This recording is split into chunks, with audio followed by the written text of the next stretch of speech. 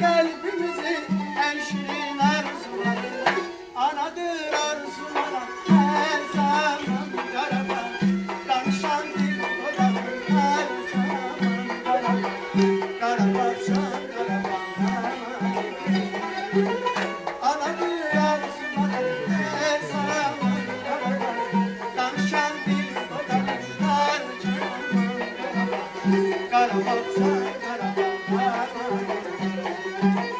Karabakçan Karabakçan,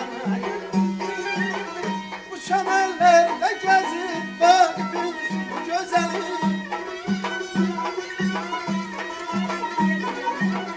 Bu çemenlerde gezip baktım şu güzeli. Ruhunu buradan alır da tabanım gezeli. Ruhunu buradan alır da tabanım gezeli. Bir ruh hep beçer. Her zaman karaba, danışan dil dudağın her zaman karaba. Karabakçan karaba. Anadır arzulara her zaman karaba. Danışan dil dudağın her zaman karaba. Karabakçan karaba. Karabakçan karaba.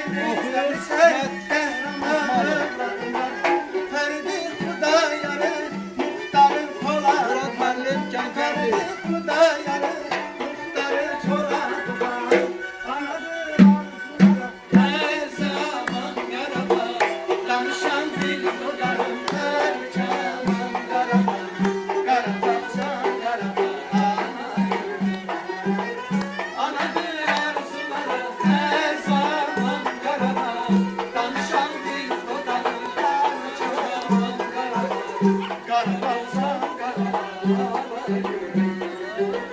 Karabakçan.